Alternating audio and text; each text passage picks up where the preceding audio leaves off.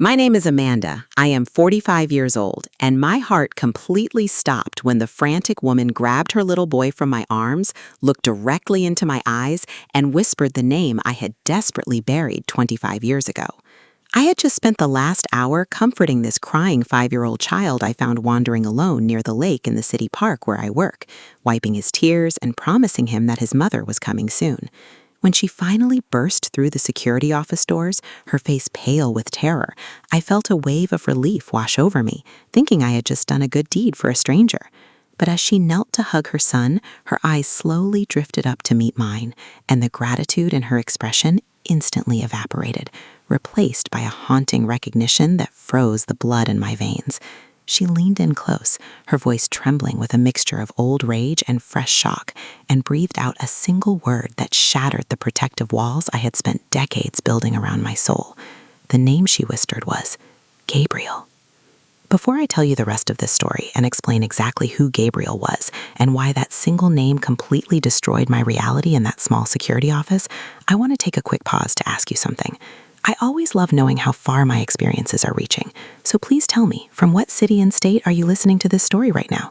It really warms my heart to see your answers.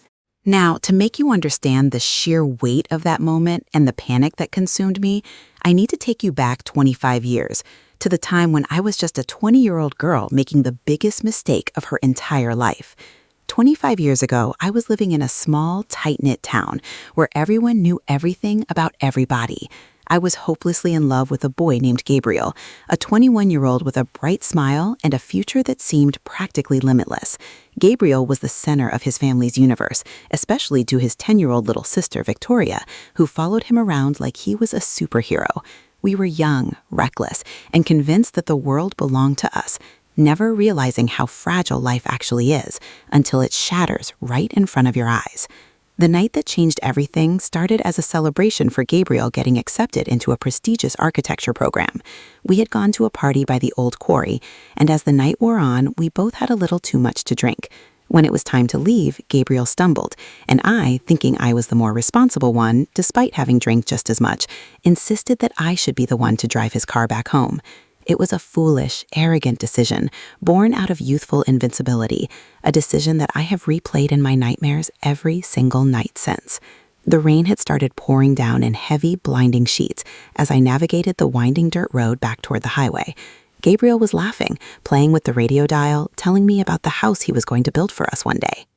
I took my eyes off the road for just 1 second to look at his smiling face, and when I looked back, a large deer was standing frozen right in the middle of our lane. I panicked, slammed on the brakes, and jerked the steering wheel hard to the right, sending the car skidding wildly out of control on the slick, muddy asphalt. The sound of metal crushing against the massive oak tree is something that will never leave my memory. A deafening explosion that was immediately followed by the most terrifying silence I have ever experienced. I woke up moments later with a pounding headache and the taste of blood in my mouth, disoriented but miraculously relatively unharmed. I turned my head to check on Gabriel, my heart hammering in my chest, and that was when my entire world collapsed. He was slumped against the dashboard, unresponsive, and no matter how hard I screamed his name and shook his shoulders, he wouldn't wake up.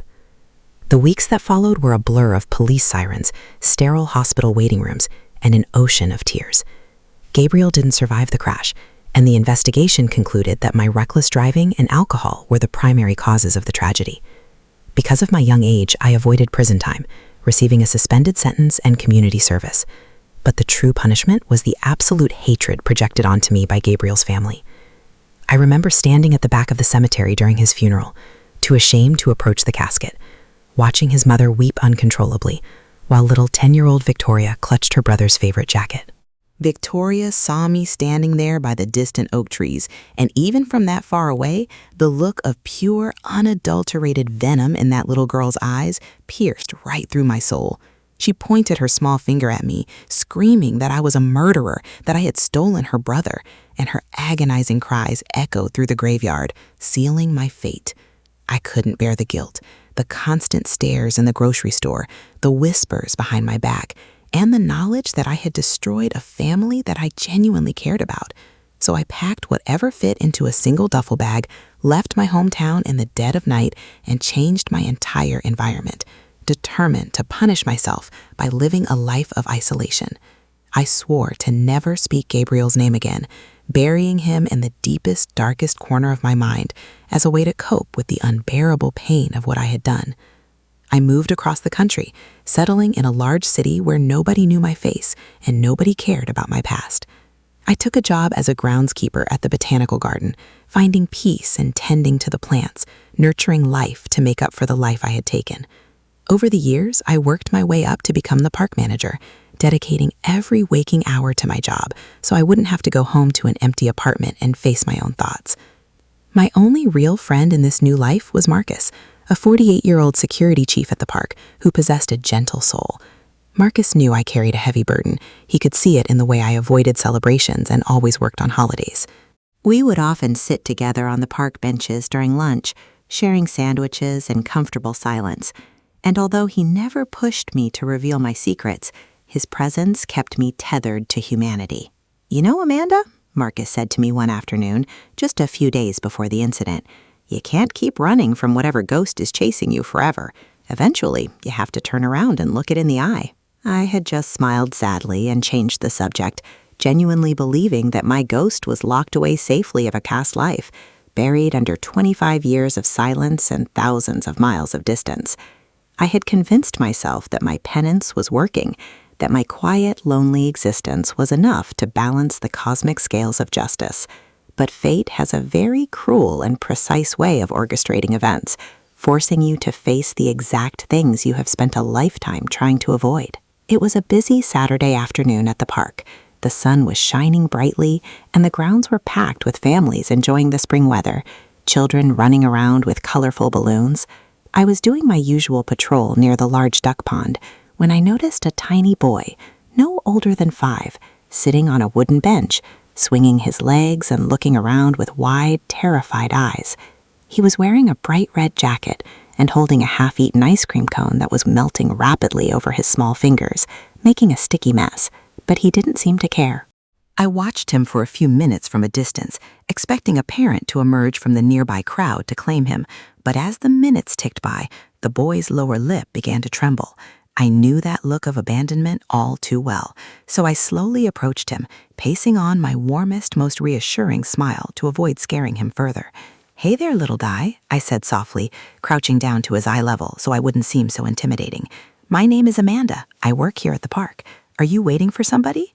The boy sniffled, wiping a tear from his cheek with his sticky hand, smearing chocolate ice cream across his nose. "I was looking at the ducks," he whispered, his voice shaking. "And then my mommy was gone. I can't find her anywhere, and I want to go home." My heart ached for the poor child. His fear was so palpable, and I immediately switched into my professional manager mode, determined to reunite him with his mother. "It's okay, sweetheart," I reassured him, gently offering him a clean napkin to wipe his face. "This park is very big, and sometimes mommies just take a wrong turn. What's your name?" He looked at me with big brown eyes that felt strangely familiar, though I couldn't place why, and said, "My name is Leo. I'm 5.5. "Well, Leo, it's very nice to meet you," I said, offering him my hand. "How about we walk over to my friend Marcus's office? He has a big radio, and he can call your mommy to let her know exactly where you are." Leo hesitated for a second, looking around the crowded path one last time, before slipping his small, sticky hand into mine. That simple gesture of trust sent a strange pang of emotion through my chest, a fleeting thought of the children I had chosen never to have because I felt I didn't deserve to be a mother. As we walked toward the security building, I tried to keep Leo distracted from his panic by asking him questions about his favorite animals and what he liked to do for fun. He told me excitedly about his collection of toy dinosaurs, how he loved drawing pictures of houses, and how his mommy always read him stories before bed. Listening to his innocent chatter, I felt a deep, genuine warmth spreading through me, a feeling of pure connection that I had denied myself for a quarter of a century. We arrived at the security office, and I brought Leo inside, sitting him down in a large, comfortable chair while Marcus immediately got to work. Marcus smiled at the boy, handed him a shiny sheriff's badge sticker to put on his jacket, and grabbed his radio to broadcast a description of Leo to all the park staff and local authorities. "We'll find her, buddy, don't you worry," Marcus said with a confident wink, and Leo seemed to relax a bit, swinging his legs and admiring his new sticker. I stayed right by Leo's side for the next hour, drawing silly faces on a notepad with him to keep his spirits up while we waited for news. Every time the office door opened, Leo would jump up with a hopeful expression, only to slump back down when it was just another security guard checking in. I kept rubbing his back, telling him stories about the funny things the park ducks did, feeling a profound sense of responsibility for this fragile little life that had temporarily been placed in my care. Finally, the crackle of Marcus's radio broke the tension in the room. A guard from the north gate reported that a frantic woman was looking for a boy in a red jacket, matching Leo's description perfectly. Marcus quickly gave the order to escort her to our office, and I let out a long, heavy sigh of relief, smiling down at Leo. "Did you hear that, Leo? Your mommy's on her way right now. She's going to be walking through those doors any minute." Leo's face lit up like a Christmas tree, and he practically vibrated with excitement, clutching the edge of the desk as he stared intently at the glass doors of the office. I stood behind him, feeling genuinely proud of how I had handled the situation, thinking that this was just going to be another routine Lost and Found reunion. I had no idea that the universe was about to violently rip open the deepest scar on my soul, using this innocent child as the catalyst for my ultimate reckoning. The heavy glass doors swung open, and a woman burst into the room, tears streaming down her flushed cheeks, gasping for air as if she had run a marathon. "Leo!" she screamed, dropping her purse and falling to her knees. Leo yelled, "Mommy!" and sprinted across the room, throwing his small arms around her neck as they collapsed into a desperate embrace. I stood back, my heart swelling with emotion at the beautiful sight, completely oblivious to the hurricane about to hit me. "Oh my God, Leo, I was so scared. Don't you ever walk away from me again," the woman cried, kissing his cheeks and burying her face in his hair. I stepped forward slightly, offering a polite professional smile, ready to give my usual speech about park safety and how glad we were to help. "He was very brave, ma'am," I said softly, my voice calm and steady. "He waited patiently right here with us. You have a wonderful little boy." The woman sniffled, wiping her eyes, and slowly stood up, keeping one protective arm wrapped tightly around Leo's shoulders. "Thank you," she choked out, her voice raw with emotion. "Thank you so much. I don't know what I would have done if—" Her words faded into dead silence as she finally lifted her gaze and looked directly at my face. The gratitude in her tear-filled eyes vanished instantly, replaced by a look of sheer, unadulterated horror, as if she had just seen a ghost materialize in the brightly lit room. I stared back at her, confusion washing over me as I registered the sudden shift in her demeanor, trying to understand why she was looking at me with such intense fear and revulsion. And then, as I studied her face, the shape of her jaw, the specific shade of her brown eyes, the slight curve of her nose, the memories came crashing back like a tidal wave. The 35-year-old woman standing in front of me was no longer a stranger. Beneath the lines of adulthood, I saw the face of the 10-year-old girl standing by a grave, pointing a finger at me in the pouring rain. It was Victoria, Gabriel's little sister, the little girl whose family I had destroyed 25 years ago, standing right here in my security office, holding the child I had just spent an hour comforting. The realization hit me with the physical force of a freight train, knocking the breath from my lungs and sending the room spinning wildly out of focus. I took a stumbling step backward, my hands trembling uncontrollably, as the suffocating weight of my past suddenly dropped squarely onto my shoulders. Victoria's face turned completely pale, her grip on Leo tightening as she took a protective step away from me, her chest heaving with rapid, shallow breaths. She leaned in close, her eyes burning with a mixture of old rage and fresh shock, and breathed out a single word that shattered the protective walls I had spent decades building around my soul. "Gabriel," she whispered, the name cutting through the silence of the room like a razor blade, opening a wound that had never truly healed. Marcus, sensing the sudden suffocating tension in the room, stepped out from behind his desk, looking back and forth between the two of us with deep concern. "Amanda, is everything all right?